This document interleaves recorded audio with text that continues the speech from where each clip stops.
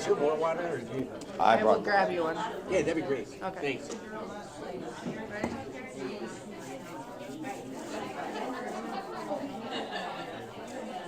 All right, I think we're going to get started. My name is Melissa Michaelis. I'm the Executive Director for Winnebago and Worth County's Economic Development, and I try to put these together twice a year. And so I would like to introduce Senator Rowley and Representative Stone. And what we usually do is they go through and give a little update on what they've been doing so far, and then we'll take questions from there. Does that work? Yep, that works. You can go, Senator. All right. You go. Well, we're in our fourth week of the legislature, and this is the part where we have 2 more weeks before funnel. Most of the activity that I'm seeing as your senator is dealing with a lot of bills that are coming out of predominantly for me, Commerce, Judiciary, where I'm chairing those subcommittees, moving bills along.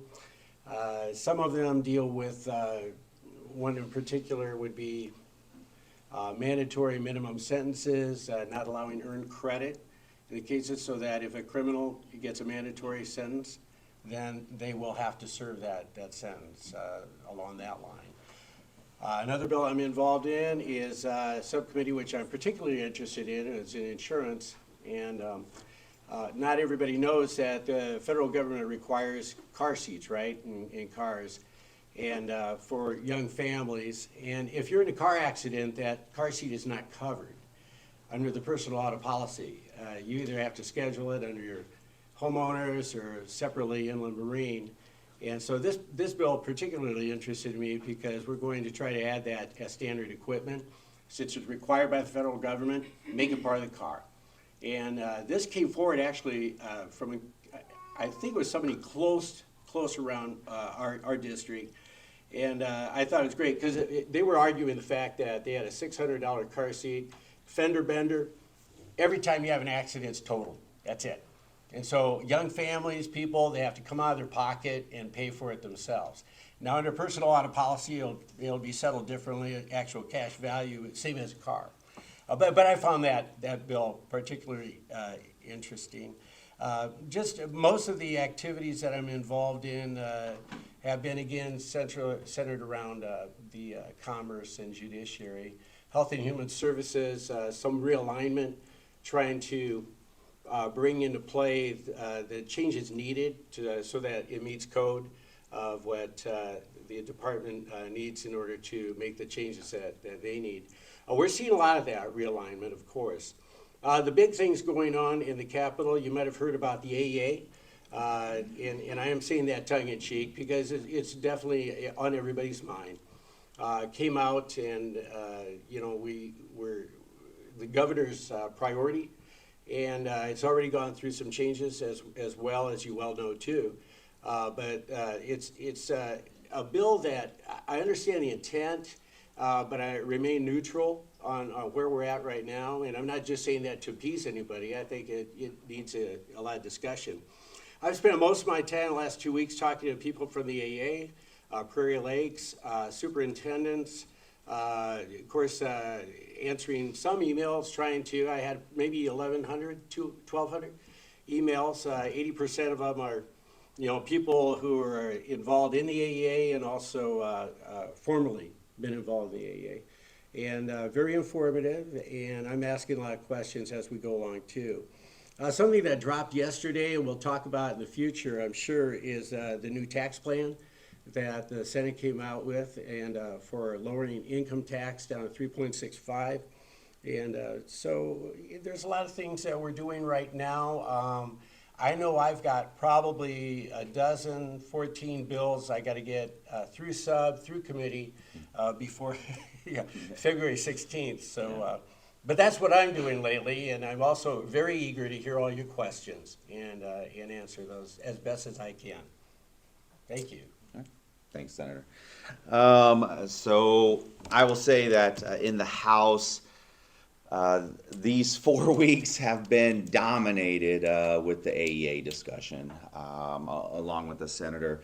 Actually, I wish that I had 1,200 emails. I sit in leadership, so I've actually probably had more than double that since we drive the conversation, the speaker and the Majority Leader, myself, and the Speaker Pro Tem, we drive that conversation within the caucus. So we've had a lot of thoughtful discussions on this.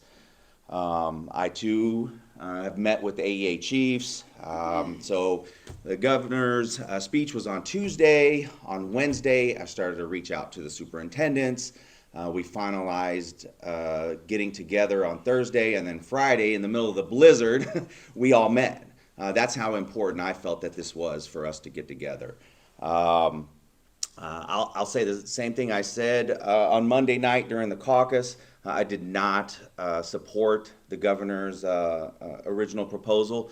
I told that to her face, actually. She met with the education committee. I just wanted to be frank with her. And I love our governor. I support many of her issues that she tries to tackle. I believe that they do move our state in the right direction. I support our caucus. I support the Senate caucus. But this was just one issue that at the time I could not get my hands wrapped around. And so we moved forward. There was an amendment that came out, and looked through that. I immediately sent in a text. Actually, I have all the superintendents on one text thread. So I don't want to send six texts out with the same information, but I notified them, hey, these are kind of the 30,000 foot view pieces of the bill or the amendment, and give me your feedback. And so I will say that I got feedback. There were certain pieces that they liked. There were certain pieces they didn't like. There were certain recommendations. I took those recommendations to the governor, and I believe that should the amendment, which is what we call a strike after. So when you have a bill, you have what they call an enacting clause, and then the rest of the bill. So then what happens, you can have an amendment which changes a portion of the bill or different portions of the bill. Then they have what we call as a strike after. So what a strike after amendment will do after the enacting clause, it will strike everything else in the bill, and the amendment now becomes the new bill. So she has made a strike after amendment, basically doing away with the original proposal, bringing the second proposal online, which did incorporate some of the stuff from the original bill.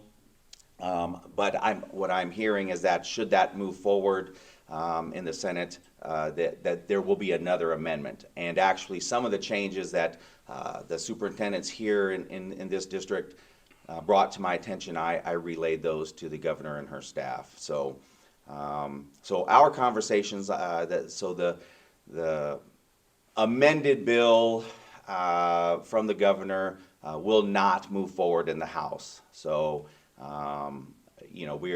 we're my recommendation, and I'm completely transparent in these areas and basically anything I do there.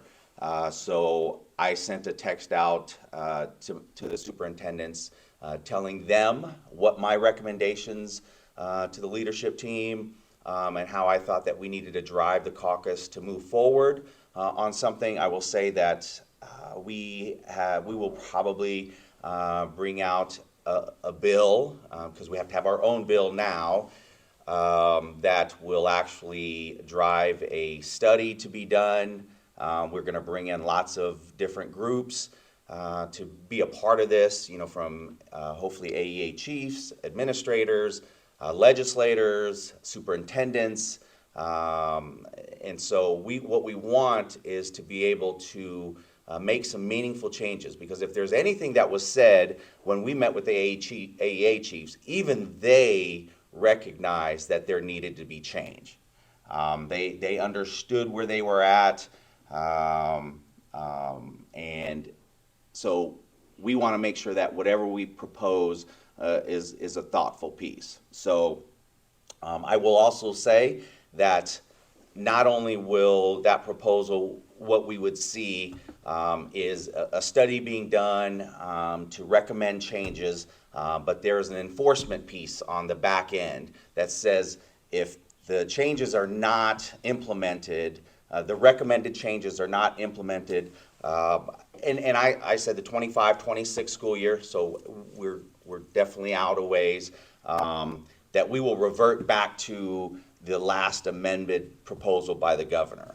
The reason why you do that is because, just like I relate, you don't want to kick this can down the road. We want to provide a great education, special education needs and education services by our public schools and non-public schools to the kids. At the end of the day, it's about the kids, the services they get, the quality of education that they get. And so we don't want a study group being done, they recommend changes, and then nothing happens and we're just the status quo. We're in the same position.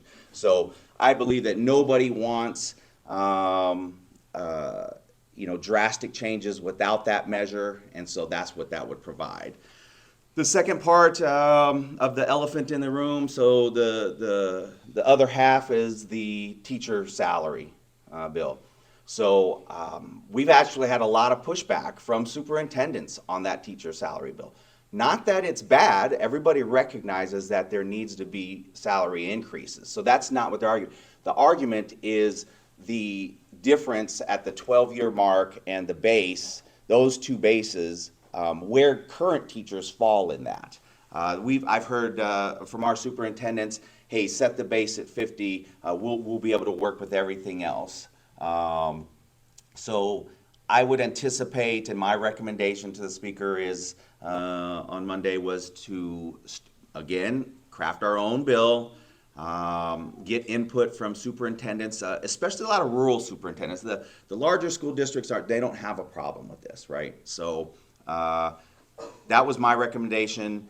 I think that it is a thoughtful recommendation going forward. So I look forward to next week going in on Monday or Tuesday and seeing what was crafted by the education chair. Because at this point, no legislation can be introduced anymore. We've passed that date. So I cannot introduce a personal bill. The senator can't introduce a personal bill. So they either have to come from leadership, meaning the Speaker of the House, the Majority Leader, and the Minority Leader all have to come together to submit a bill, or it has to come from the committee chairs. There are a few exceptions in Ways and Means and Appropriations because you're dealing with money, so there has to be changes and stuff like that. But we cannot submit our own bill. So I look forward to that conversation moving forward and making lasting and meaningful changes on that part.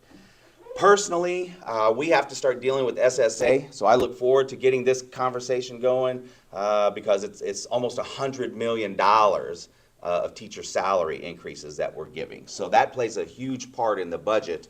But constitutionally, we have to do SSA within or by code, we have to do it within 30 days. So we're trying diligently to get it out there. I'm on record. I believe that we need to give our schools 3%. I don't hide behind that fact. On top of the teacher salary. So fiscally, can we do that? I'm not sure.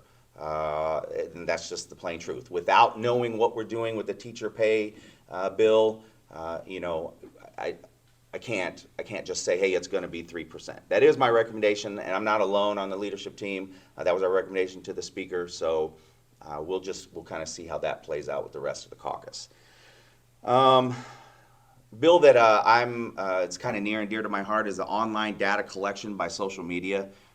So I started this bill last year. I started with a bill that was very tough. It said, and I got a lot of flack for it, but that's okay because here we are about to pass some meaningful changes. But I wrote a bill last year that said no minors under the age of 18 could even be on social media, right? And I knew it was heavy-handed, but we're going to talk about this all the time. Parents talk about it.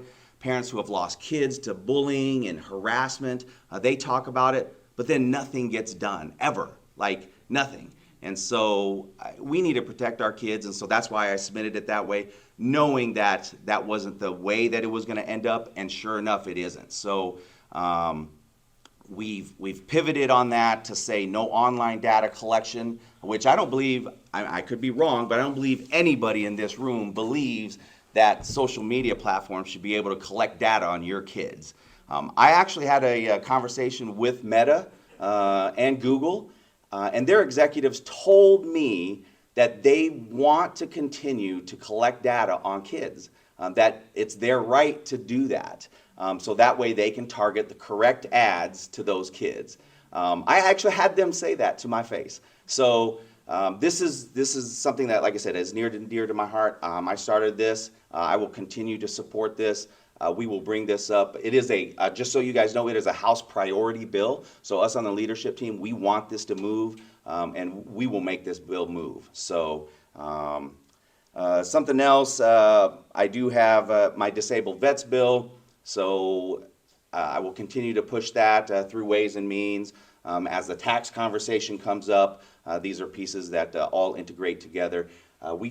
Just so everyone's aware, we are having tax conversations. They're very light. Typically, they start to get heavy towards the middle to end of session because this is when budgets are solidified, things like that. So we're able to move forward on tax proposals. So, and then I had the last one that is an education priority bill with the chair and myself. Is a protection bill. So it protects students, it protects staff members, it protects teachers from being suspended or fired or put on administrative leave for not calling someone by their legal name. So you cannot mandate a teacher, say they have to call someone by a pronoun or a different name. If you call a child or a staff member or another teacher by their legal name, then you are protected from being suspended. To me, this is just common sense. I can't believe I'm actually even submitting this type of legislation, but this is what we have been, the situations we have been put in. So I want to protect our kids. I want to protect our teachers, our staff members, everybody within the school district. So that's about it on my end of things. So like the senator said, we want to hear from you guys. So we'll welcome any questions you might have. Open it up. Unless we've covered everything. Are you saying that you're separating the teacher pay bill from the AEA? You separating out the two issues? That was my recommendation, and I believe that's how we're going to go. I felt going through it. Now they can go together, right? By code, you can marry the two together, as the governor did. But I felt that, if we're going to have this conversation, let's divide the two up, because the AEA bill is kind of a policy piece, right? And so the teacher pay is kind of a taxation piece, an appropriation piece. So what we need to do is divide the two up. Me personally, I want to work on the teacher pay bill because we have to get the SSA going, so superintendents can do their budgets, so school boards can see that. We need to move on that piece so that we can continue with the rest of the work we need to do. Because even though, so just so you know, this whole month has been literally, the air in the room has been dealing with the AEA. So yes, we've had some subcommittees. I've served on some subcommittees, but very few bills have been passed. We both sit on judiciary in each chamber. I sit on appropriations, I sit on education, and we've moved very few bills because we cannot move forward because of the AEA conversation. So that's why that was my proposal to the speaker, and I think that's the way that we'll go. I can't give 100% because the bills aren't out there yet, but he did listen to us in leadership. We have great conversation back there. So I don't sit on the education committee, but when that bill first came out, I was curious why it was just so put together that way, with the teachers' pay section as well as the other. This is $96 million of brand new money, and so it needs to be appropriated for. And it's also setting the conditions, for the minimum for teachers with 12 years experience, and also the 50,000 minimum for new teachers.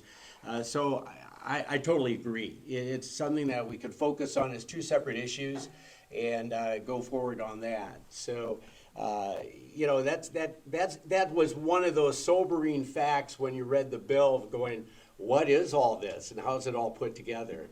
So I think absolutely agree it should be separated out. Could you speak to the voting machines bill and all of that that's moving forward, I believe? Both of you, please. Right. So I will say that there's been very few conversations within the caucus on that bill because of the AEA bill. And I don't, if you guys know me, I don't dodge any questions. Like, I will answer any questions you guys have. I feel that you guys need to be informed because you elected me to represent you. And so the more information I can provide you, the more informed of that decision that you make, whether to support or not support me. Hopefully you do support me, but you need to have that information. And unfortunately, I really can't answer that because we haven't dealt with that to that extent within the caucus on the House side. The Senate might have, I'm not sure. No, I haven't followed that. It's filed, if you've got a bill number, or I could look it up Yeah. too, do a I'm follow-up sorry, up on it. Yeah, I don't have the bill number in front of me. But Does it have to do with the machines, the many Yes, machines? we're more or less moving towards electronic, and of course, these machines aren't funded, and it's replacing everything at a certain level. When you're at the precinct, it's got to be a certain everything as far as number-wise. And right here in Center Township, I know that our number is large as far as voters go. And you're basically doing away with hand counting is not an option, which that's been, I guess, for several years now.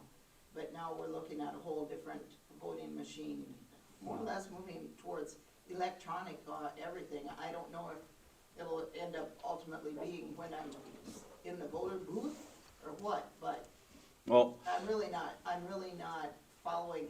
It's in discussion. This is what I do know. Right. And I believe it's in the House. And I don't have the bill number, but I believe it was yesterday they were talking about it. okay. Or they were in So I will say, so in 2020, there was a lot of discussion after the election, obviously, with that, right? So we took a hard look at it in 2021, which was my first year there, and I brought those concerns to the caucus then. And so I will say that, and then in 2022, because we had conversations with the Secretary of State, so the Secretary of State manages that whole piece, right? So then we basically had two concerns, and two that were brought to our attention. So the first one was that none of our electronic voting machines, after you write on your ballot, your paper ballot, none of those connect to the internet, not one. So that was, we wanted to make sure of that. The second piece, which I would say that depending on the bill, I haven't seen the bill, but I could not support, and I don't see why something like that would move through the House, but I would not support doing away with paper ballots. Like, that is, we need to continue to have paper ballots.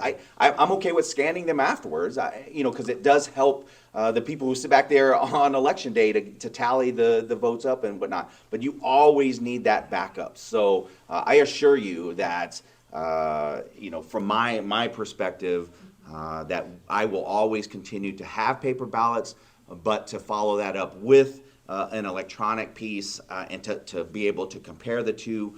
But I will never support our machines connecting to the internet because we all know what can happen if that. I've gone to the county auditor's office and watched before and after they do the test. They run the ballots through the machine. So the integrity there is tested, and they do their very best. And I would always suggest talking to your county auditor and working with that individual, and they should be happy to show you the results. How that works. I know Secretary of State's office, Secretary Pate, very concerned and wants to make sure that voter fraud does not happen in the state of Iowa, and that we have the highest integrity of voting and the ballots are counted properly. Just with the caucus that we just had and all that, the electronic means is very efficient. It truly is, but it has to be tested and make sure. So it all starts with the county auditor's office, I believe, you know, and just talk to them and see if you have any questions regarding that. Could I also ask about your opinion about a follow-up question here? Speaking of the caucus, we've got the news media out there reporting who has won at, like, say, 7:30 at night, when there are precincts that haven't even come close to taking a vote. And Yeah. I'm talking in particular Mason City. Right, right. So isn't there some way that some of this could be stifled? That's a great question. It is. Do we do that in the state of Iowa and limit it to what? But it's very difficult to control media, if you will. I mean, it's your phones. I mean, it's all over the place. So it may be, you know, the minute that we knew who had won in Dickinson anyway, I mean, boy, it was out before the chair even announced it. You know, we knew what the results were going to be. But the official results are what we always have to wait for. But I agree. You could sway those sort of elections by getting that information earlier. I don't have a good answer for that, but I understand the problem. I do. When it comes to the media, we deal with the media. I probably deal a little bit more as the whip, but they constantly want to get leadership on record talking about something, and so. I experienced that recently. Now it wasn't my bill, but I was floor manager, and I approved to be the floor manager of the bill. So I had if you guys don't know, I had a national anthem bill. How many people have heard of the national anthem bill okay, all right. So the Bleeding Heartland, Laura Balin wrote a story up on there. KCCI did. I did an interview on that, and everything was skewed and focused on just the singing of the national anthem. And I had already had discussions with my co-chair on the subcommittee and the Democrat co-chair on that I was amending that out. I was already amending that out. So we did run into, as I sat down with the lawyers, we did run into a constitutional provision in there where the bill, whoever submitted it, mandated that you had to stand. And I said, is that constitutional? And they said, no, we would get sued immediately by that. So I amended that out as well. But what they didn't report was the 5 other provisions in the bill, right, that you can teach to honor and respect the national anthem. Right? And this is what I said in committee, because we passed it out of sub, because I already knew what I was going to do with the bill. But even though it might be your First Amendment right to kneel, that's disrespect to our national anthem. I don't expect you to sit there and sing it in your heart. I would love that, but I don't expect that. But I don't expect you to kneel either. So to teach about how to honor and respect the national anthem, I think is something that our kids need to have instilled into them. The other provision of the bill was to teach about our founding fathers. Another provision of the bill was to teach about the military men who have given their lives for this country. To teach about how the national anthem came about. Who wrote it? Where was that? I mean, all these other provisions in the bill, they didn't want to focus on that because that wasn't going to get them clicks. That wasn't going to make the headlines. And I had already talked about taking that part out, but they didn't want to report that. So when it comes to the media reporting that the election's done and, the polls closed at 8 and at 8:05 we've declared a winner. Unfortunately, we can't control that. There were discussions on that at the Secretary of State level, but I would just urge everyone to have confidence, have faith in our voting system here in Iowa. It is something that our caucus looks at very seriously and takes to heart. So I hope that answered that question. Mm-hmm. Iowa has some pretty liberal gun laws. Is there any discussion about toughening up any background checks? Or I know the guns aren't the whole issue, but it concerns me. I haven't seen a gun law come by. I will say this, during the off-season, if you will, during the last 6 months, I go out and visit with a lot of people with a lot of different issues. And I walked into the Walmart, local Walmart, and asked them, how easy is it? How hard is it? And I can't tell you the steps right now. I'm not a gun owner, but the individual, he painted a picture of saying it's very difficult to buy a gun. You've got a waiting period. You have to make sure there's a check. And there's certain things that they have to go through in order to buy a gun. I couldn't just buy a gun and walk out of there that day. I would have to apply for it and wait for it. My understanding, now you're a gun owner. I am. And so you know the law, so I'll defer to Representative Stone, but the impression I got from that was that Iowa is not just loose on gun laws. It really isn't. And that's the impression I got at that time. Yep. So, as a gun owner, I own multiple guns. I own multiple rifles. Being and having a military background, it's something I will defend the Second Amendment, right? And I don't think anybody in here would think differently, right? So a lot of, but I will have to push back that Iowa has liberal gun laws. I don't believe that. In fact, so we passed a constitutional carry law, right? And so the rhetoric behind that was, you're giving up being able to do background checks and things like that. When actually it did the reverse. So you could have, prior to the constitutional carry bill, you could have a CCW, a concealed carry permit, of which I have one as well, even though you don't need one in the state of Iowa, so I carry to other states. So when my family goes on vacation, I protect my family. And so I have my CCW because that's how I gain reciprocity in other states. So prior to the constitutional carry bill, you could get your CCW. It's good for 5 years. You could go purchase a gun, get it home, and a year later say, you know what, I want to buy another gun. You could go in. They didn't have to do a background check because you had your CCW. You could show your CCW license. That was it. A year later, you go buy another one. And you could go buy another one. So for 5 years, you could purchase guns and rifles and not have a background check done on you, even though you might have gone through something that would warrant taking that CCW.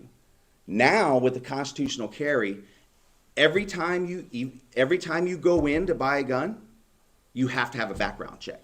So it actually technically increased the number of background checks that would be done on an individual when they purchase a weapon. So and respectfully, I would just push back, but I don't believe that Iowa has liberal gun laws. I believe that we have very concerned citizens about guns. There are safety programs. I'm on the group that is putting together school safety bill. So I've had discussions with DPS. I've had discussions with superintendents. I want to protect our kids. And if that means, and I will say, to caveat real quick, that we plan on arming staff members of schools, allowing schools to do that. They can already do that through the SRO program, but that's with an active duty law enforcement officer. So this is a separate, because not every school district has access to the sheriff's department or a police department. And so with that, they still need to be able to defend their kids. I don't, in my opinion, my recommendation was that we don't arm teachers. That's not the way to go. If you choose to go that a school district, then that's something that the school board has to approve on. But because I feel teachers need to be with the kids. They need to either get them to safety, they need to protect the kids, they need to be with the kids. And so you can't have a teacher running out of a room because they're there as the armed security people. So I believe that we should be able to arm staff members, administrators, someone like myself. Like I would volunteer to serve as an armed security at a school. with my military background, or retired police officers, retired peace officers. We need to protect our kids. So I know we got off topic a little bit, but It's so important stuff. yep, It's a absolutely. big assumption that you think that other people in Iowa agree with the gun laws. Well, Well, like you said, I'm sure you assume, that we agree. The people in this room is what you mentioned. Okay, so I will say that when we put these bills together, the great thing about the Republican caucus in the House is that we represent all 99 counties. Like, there's not a county in Iowa that doesn't have a Republican representative in it. So when we take the information to build laws and build, we are actually gaining information from all 99 counties. There will always be, there's us in caucus that will oppose bills, that will oppose certain things and laws. So, but we do hear from constituents all over the state, and not just through email, but through other forums and through other things. So if I misspoke, then I apologize. But I'm saying that when we hear about gun laws and gun safety, we hear from everyone in the state when we go to make those laws. I think you had it. Yep, I do, sorry. Talking about that AEA bill and amendment, is there any talks about getting the AEA involved, or the parents involved that use that AEA services, or the superintendents to help shape that bill or anything like that? Is there any talks about that? There are. Like I said, I spoke with all 6 of my superintendents before we ever made a move. And so I'll say, so some of the changes that were talked about, that there were less chiefs and administrators, that to consolidate the AEAs, that 9 was too many, to consolidate the functions away from the kids, what they do in the AEAs, to centralize media services, occupational therapy and physical therapy, equipment consolidation, and then fees for service. So as I go through those 6 changes, would you say that those changes, for those of you that have been following this, would you consider those to be reasonable changes? Okay, so real quick though. So those 6 changes were given to us by the AEA chiefs. So I met with Joel Peterson, who is Central Rivers AEA, which is the AEA that services us. I met with Cindy and Nathan from Heartland and Great Prairie AEA. And they gave me these changes that they would like to see done. And so if you have your AEA chiefs tell me this, then they recognize that there's a problem. And they're willing, if we were to pass a bill with these 6, the AEA chiefs would sign off on that. Like, they would be like, well, yeah, we gave you those changes.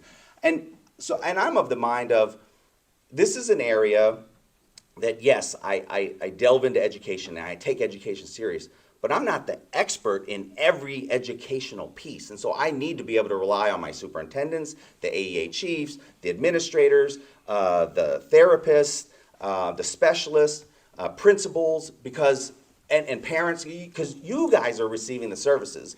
And those people are providing the services. So when they give me that information, they say, Henry, these are the changes that we would like to see. When you have the people at the source telling you that, it's very hard to say I can't make those changes. They are the ones in control, and they're telling me. Now, when you start to go beyond that scope, now I'm taking it upon myself, or the Senate's taking it upon themselves to say, these are the additional changes. Well, then I would say, well, if there's going to be any of that, the discussions need to move further along. And so that's why I said that I want to see a study bill, because I want to see these 6 changes put into that study. I want to get feedback. Is there any more? I would say yes. Well, then tell us that. Give us the information so that we can put something together that at the end of the day, our kids aren't suffering from quality of education. To answer your question, I'm sorry. No, you're good. You're good.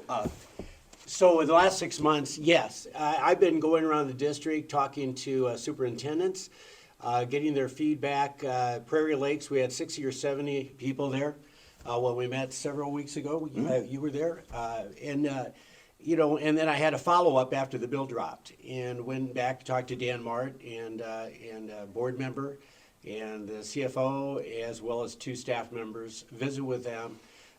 In the last 6 months, I have had feedback from superintendents saying that they would like to see a change. And the funding is the change they'd like to see. They would like to have more control of the funds that are being allocated to them and as it flows. Not all school districts are the same. And so some monies are very, very large monies in the larger districts, of course, and that's something where we'll all talk through that because that's something that makes people nervous. But the superintendents I talked to that would like to see a change would like to have more control over those dollars, where the dollars just flow through the school district. Don't stop there. They just move on to the AEA with a large bucket. A large bucket of monies, $529 million of funding that goes into that. A major part of it, or half of it, somewhat, is federal, but the rest is state and property taxes. So their concern is that they'd like to have more control over that because it goes into that bucket, and sometimes the services they receive, and this is not a knock at all. The quality is fine, and the people the boots on the ground are terrific. In fact, I'll follow up with a little bit of why I think that. But what they'd like to see is that there are cases where they don't feel they're getting the bang for the buck or the value of that attention that comes out. Whether it's teacher training, whether it's some other area, special ed, possibly. But they want to have more control or say in where those dollars are allocated. And they owe that to the property tax payers of their communities too, to have that so that those dollars are accounted for and those dollars are being spent and going directly to the need, to the students. Now in my experience, our son needed speech therapy when he was young. AEA came and loved it, and it was terrific, and there's nothing I could say negative about it, and the intentions again are all good. It's mainly about the funding piece of how it flows and how that'll work out. Now with this bill, the school district can still go with the AEA. Yes, they can. They can still stay with that AEA and get the special ed, and it will stay there too. It won't go away. Now the concern is, I saw you shaking your head. The concern is, of course, what about those dollars? What about the dollar amount allocated per IEP? In a smaller district, it's a lot less dollars. And back to that big bucket, will that be leveraged enough to be effective for our students, for our kids? And the way that it is set up still, if that's a concern, stay with the AEA and all that. The larger districts, just the elephant in the room is we're worried about the larger districts going all inside and those services being taken away and some competition there as well. And that's a real concern, but a lot of folks are probably, the AEA will continue operating as it is. And the administration part of it has been heavy in the past, and yes, that'll change on that end, but the services, the way I'm looking at the bill right now, is the intent to keep them as strong as they are right now. Yes? So my name's Dusty Reese. I work for the AEA, but I'm also a member of this community, and I have 4 kids that attend school here. Right. First of all, I want to say I appreciate you guys wanting more study into this, because that was Yeah. the concern from the get-go, is Right. the report came from outside, none of the stakeholders were involved, and it was kind of a drastic change. So I want to thank you guys for that, first of all. Just one thing that really needs to be clarified, though, is when they say the AEAs, they can stay with their AEAs. Those AEAs as they exist now will not exist in that form. All of the buildings would be sold off, so you wouldn't have your local buildings that our AEAs report to. All of those services would transfer to the Department of Ed in Des Moines, as it's written now.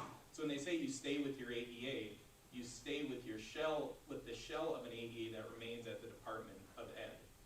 And schools would have to decide at the end of each school year, which services do I want? Do I want to get those from this Department of Ed, AEA, or do I contract those privately? The problem with that is you don't know what kind of students you're going to get every year. Mm-hmm. So you might say, well, well, we want these specific services. You don't know if you're gonna get a low incidence disability coming in. If you had that now, you could just call your local AEA or talk to the person in your building that is from the AEA that serves that, and within 24 hours, you have people there to support that. So when they say you can stay with AEA services, that's not accurate in any way. Like, yes, you can stay with the Department of Ed as it's creating its Office of Special Ed Services, but that's not your AEA services. And it's a fee for service, so it's right now, our big districts would probably be fine. You know, like they could survive with this kind of a model, but small districts like Lake Mills, they get, the flow through funding is distributed equally, so whether you're a small district like Lake Mills or a big district like Waterloo, you still get access to those same services because the big districts help subsidize those smaller districts. So a district like Lake Mills, North Iowa, those districts, they're not gonna get the same bang for their buck in services. And from what we've gotten from data, is that 90% of our services meet our district satisfaction. So again, we need to improve. Like, I'll admit that too. Like, it's always a conversation because services change and you need to provide different services. But those conversations, like you said, have to happen among stakeholders, not some outside agency. Yep, and so,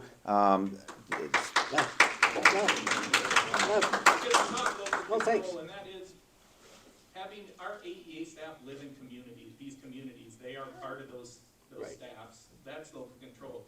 This bill transfers, there are 133 instances of this bill shifting local control to the Department of Ed. That's not local control. And as somebody who is a Republican, like I myself am a Republican, that doesn't sit well to me. Very well said. Okay. Good No, job. thanks, You Nancy. summarized it so well, and that's exactly the way many of us are feeling. all right. Losing the local control, having people that are in our communities working here that might work for the AEA. I'm a retired teacher and I was superintendent here for 21 years, so we used the AEA services for so many things. It wasn't just special ed, it was about school improvement, improving our test scores, teacher leadership, so many things. Good job in some of them. Access to a lot of materials too. I used a lot of materials in my elementary classroom. And there were things that they could do down there that I couldn't do in my classroom as far as laminating books that the kids made and stuff like that. Yep, so Kurt, real quick, so on the funding piece, right? So, as I spoke to superintendents in this district, and the day that we met with the three AEA chiefs, and like I said, one is Central Rivers, right? We use, right? So when Joel was explaining this out, so the current flow-through money, let's say Lake Mills gets, and I can't even remember the number, I've spent so many, but 235,000 or something like that.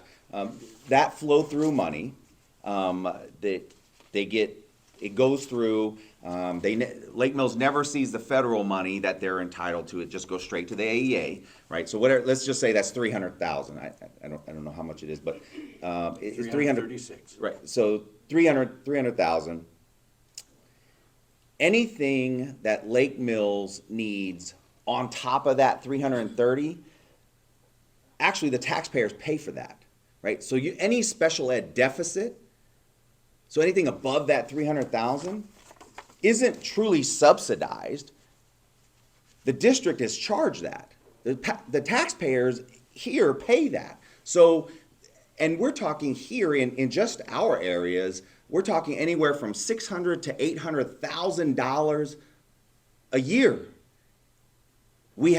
Taxpayers have to pay that extra on top of that money. So the spreading out of the money really, truly doesn't happen. And this is information I got from the AEA chiefs. Like, there's no pot of money that Lake Mills borrows from to make up those services. No, they're being charged that money. The chargebacks on media services, the chargeback on occupational therapy or things like that. When we talk about IEPs and the different levels, a school district might have a child that's an IEP 2, and they're receiving, I think it's like 1.6 1.6 or 1.8 times the amount of the normal SSA. But their services that they need to provide, actually, let's say it's $20,000 in services, but the district only gets $15,000. That $5,000 doesn't come from a pool per se. It might in the short run, but what happens is there a special ed deficit on Lake Mills is created, and so the levies, actually, taxpayers pay that deficit. So the AEA chiefs were very honest, because I told them, I said, if we're gonna have this relationship, I mean, I've got to know. You've got to tell me the good, the bad, the ugly, and everything in between, because I don't want to ram down your throat something that isn't palatable and doesn't work for our kids. You know, I've said this before, and I might get excoriated for this, and I've talked to the superintendents, and they know where I stand. And I don't mean this in the wrong way, but the AEAs, the AEAs don't matter, right? The teachers don't matter. Our kids matter. So having the right teachers, that matters. Having the right AEA, that matters. Because at the end of the day, our kids matter. And what we provide our kids is how we should get there. That's why I recommended to have a study. Because this is such a complex issue that I believe that there needs to be more stakeholder input. There needs to be, because we can make meaningful changes. How we get there, I'm not 100% sure. And even the AEA chiefs, some disagree with this and agree with that. Superintendents agree and don't, disagree. There are superintendents, just so you guys know, there are superintendents that agreed with the original proposal by the governor, right?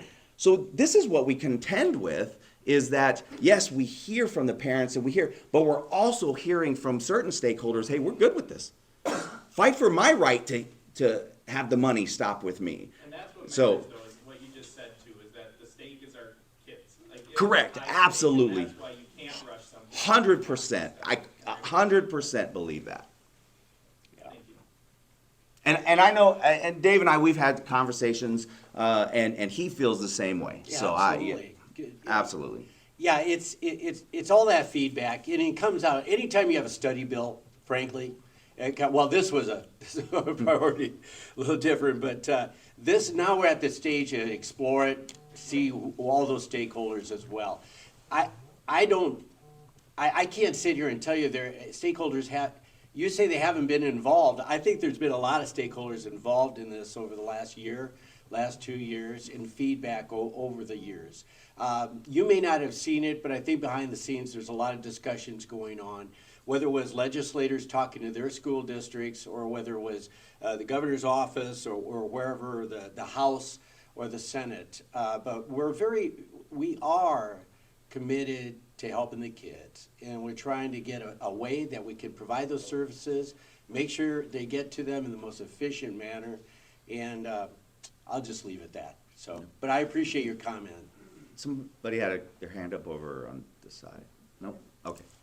Anything else? I just Oh, yeah, see? follow up on, you mentioned, clearly that you want something that, we don't want something that doesn't work for our kids, and that's clearly all of our focus. And so earlier in the meeting, you mentioned, all your inboxes are overflowing, and, you mentioned yours probably has 10 times more than the senators. Right. And so those messages, are they not telling you that what our AEA is doing for our kids? I'm sure a lot of those are from parents which are the way that our kids can communicate to us if what we have right now is working. So if we want to make sure whatever we do and move forward with works for our kids, what's the message you're getting from constituents and from parents? Are you getting the message that what we have is not working, or I guess I'm just curious with it's. Well, again, most of the emails I get are from people that are related to the AEA or retired educators, which is fine. I mean, that's what you want to hear from. I mean, it really is. I'm not, dismissing that at all. So to answer your question, I've had a lot of information coming in and reading through them. There's and I'm not trying to be too funny here, but I could tell they're educators because they're well written, well described, well spoken, and in telling us what what their position is and their experience. The ones that also are very important are the parents.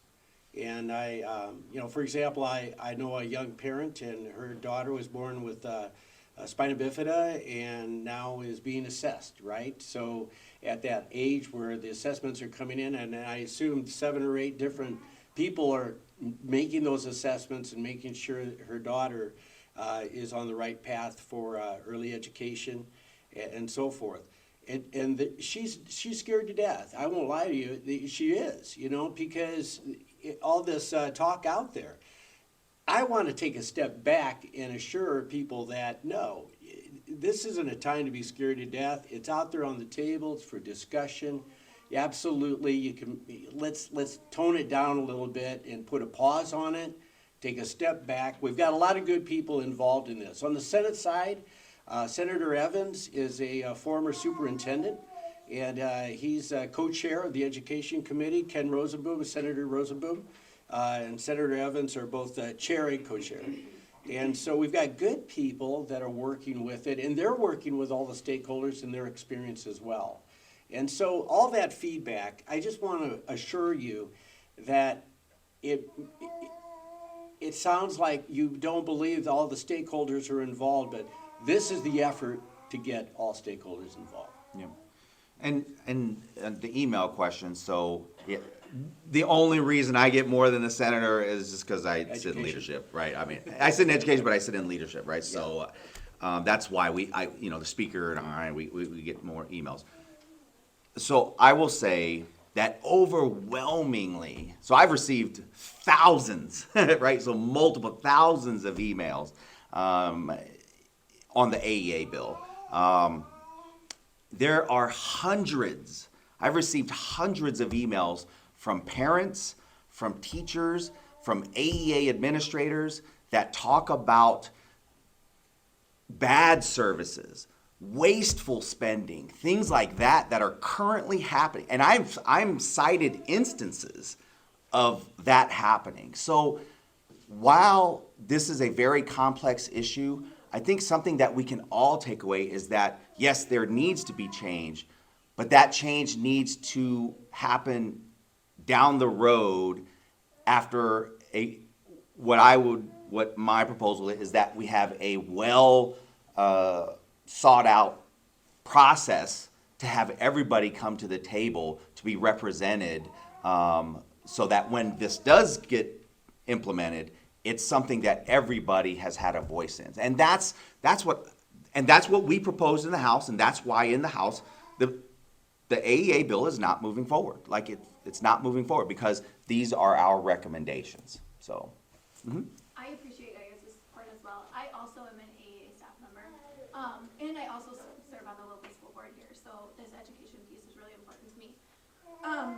When you talk about the 6 changes that Chief Administrator Joel is my administrator, great guy. He is very intelligent, has been a great support and advocate for us, and just gives us clarity as much as he can with what's going on.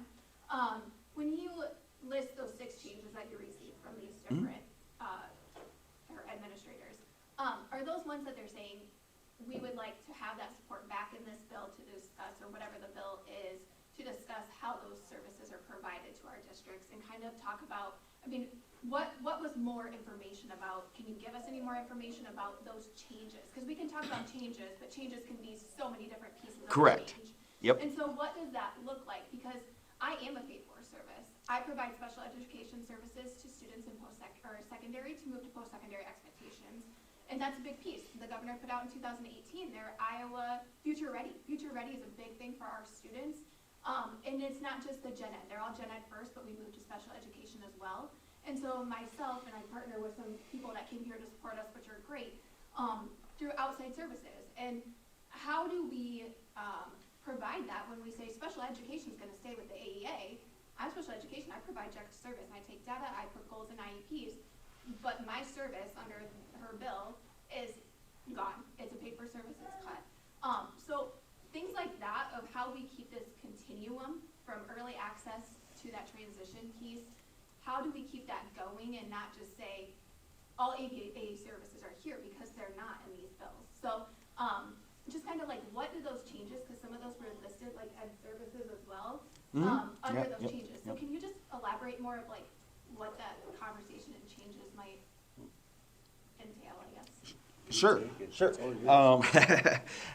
So these 6 changes are broad changes, right? I mean, and like you were saying, right? And so there's all these intended or unintended consequences of these bigger changes, right?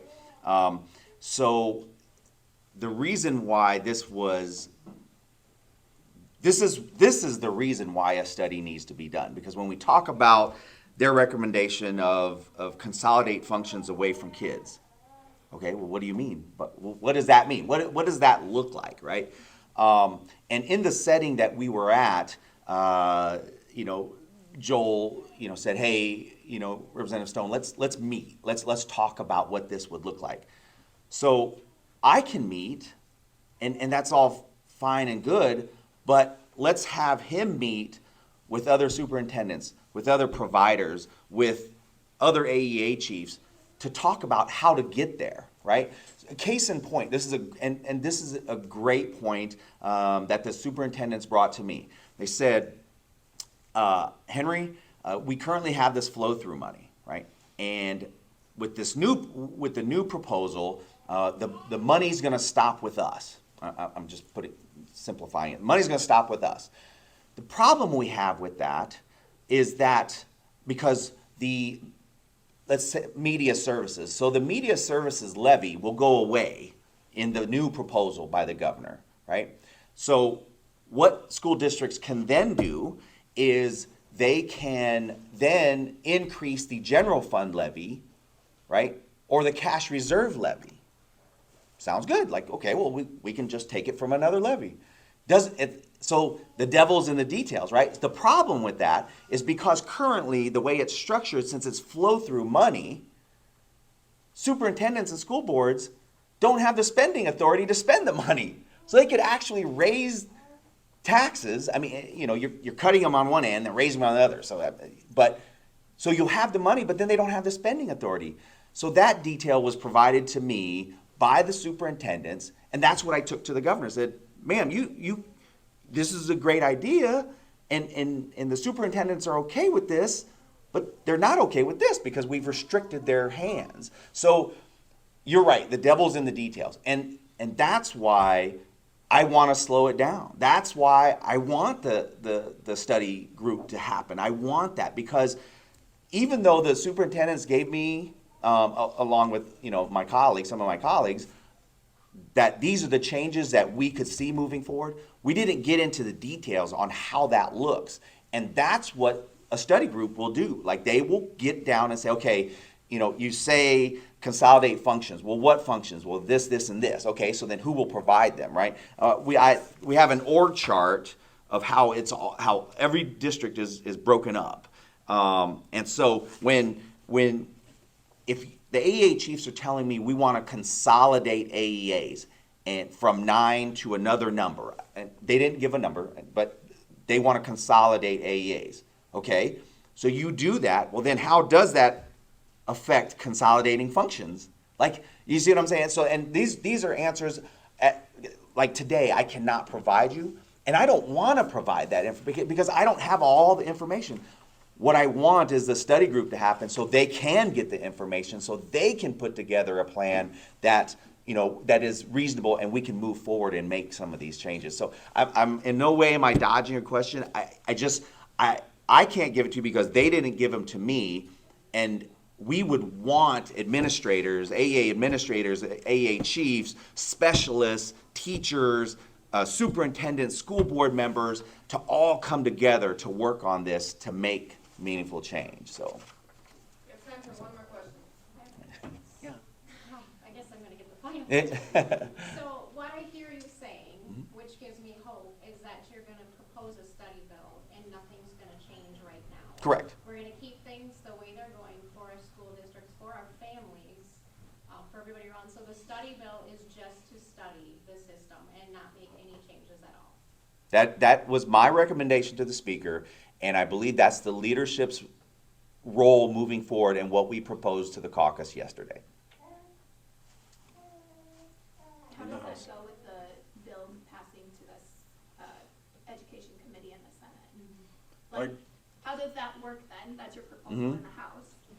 As the the other day, it was moved to the education subcommittee. Right, so we'll What work, does that look the like? education committee will work on their own bill. They pass that up, and the House will work on theirs. And then they'll be talking, they'll probably both, you know, they're gonna be in communication, however, they're gonna run their own bills and see how that flies. So is the Senate not on the same page?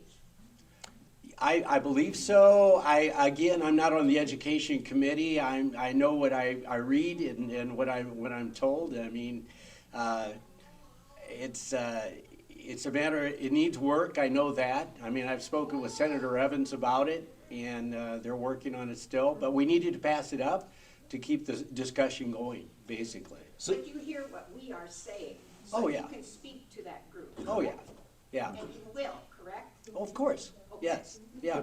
But And- thanks for asking, I appreciate it. And just so everyone's aware of the process, and this is why a slow process, some bills are kind of minor, that you can move those pretty quick.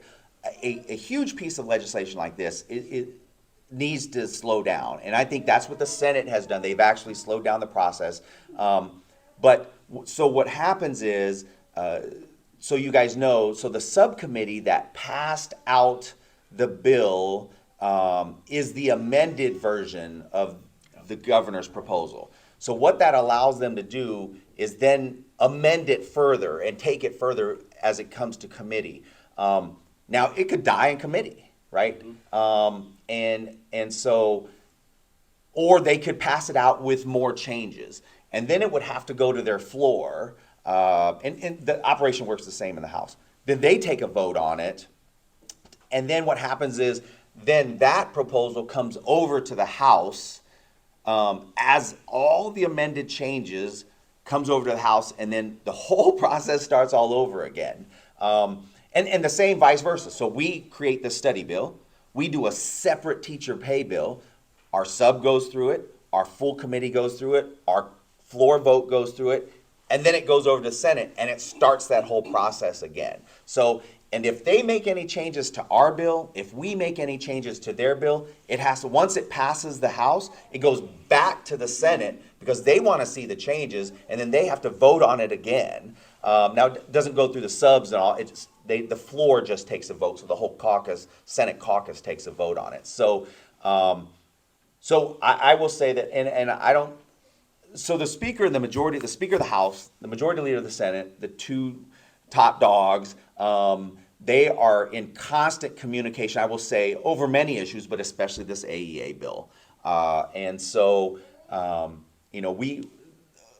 us as in leadership, along with the education chair, so Senator Rosenboom, Representative Wheeler, we're privy to that information because, I mean, we need to drive the caucus in the direction, that the speaker wants and the majority leader wants on their side. And so, Senator Rowley does a great job. I'm always in the Senate. I'm over there a lot because I need to understand where they're coming from. And so if I'm to drive the House's narrative conversation to senators and to tell them why we need to slow things down or where we should go, I need to have that communication line open. So I'm over there a lot. I will tell you that you guys are being represented by a great senator. He does a great job. Wow. He does speak on your behalf. So I believe that Senator Whitver will hear from him, during, I don't know how they do their operations there. I'm just fortunate I can actually sit at the table with the speaker and give your concerns. But I don't need to do that, but that's because we've put a pause on it, and I think we're going to create 2 other bills. So. Again, my relationship with Senator Evans, we work together so very well, and Senator Rosenboom as well. And as Senator or Representative Stone said, there's a lot of horse trading yet to go on. I mean, this bill in the Senate, if it passes through committee, absolutely right. We got to trade, go over to the other chamber, make sure everything matches up. It is quite a process. And I mean, that's where the whole sausage is made, right? So it's got a lot of steps to go through before it gets to a point where both chambers agree. And even if we agree, it's got to be passed out of the Senate ultimately if it's a House bill. and vice versa. You know, it's the legislature. So even though the executive branch has a priority, the governor, you know, it is our duty as legislators to really work these bills and go back and forth on them. Get the right people on it, like Representative Stone is doing a fantastic job on education. And he's known for that, by the way, because in his past experience as well. And I've got all the confidence in the world with, again, Senator Rosenboom and Senator Evans both working on this. So what I would say today is that there is somewhat of a pause going on. I probably don't, I feel that way because we're going to work through all those stakeholders, get all that feedback, and then take it that step further. So we'll keep the communication open. That's what I would ask. And also, if you hear something and I'm able to say I'll check it out, happy to do that and take a look at it. Because I've heard some things here that I do want to check out. And so, yes, I am listening and I do talk back there. And I apologize if I sounded flip earlier. I really do. No, I'm just asking for a commitment. Absolutely. I'm asking for a commitment. Yeah, it's, I was elected to represent this district, and I take it very seriously. Okay. There's a lot of issues that I'm working on too in the Senate that either have to do with school safety. We have a death penalty bill out there too for killing police officers. I'm working on that as well. Yeah, I take it very seriously. So I want you to be sure that any comments you have, any feedback, you do have a person here who will act on your behalf. Speaking of a pause, I'm gonna have to pause everybody and get these two to their next location. We will be back here, same time, same place in 4 weeks on March 1st. So please come back and we'll get an update. Thank you, everyone. Thank you, everyone.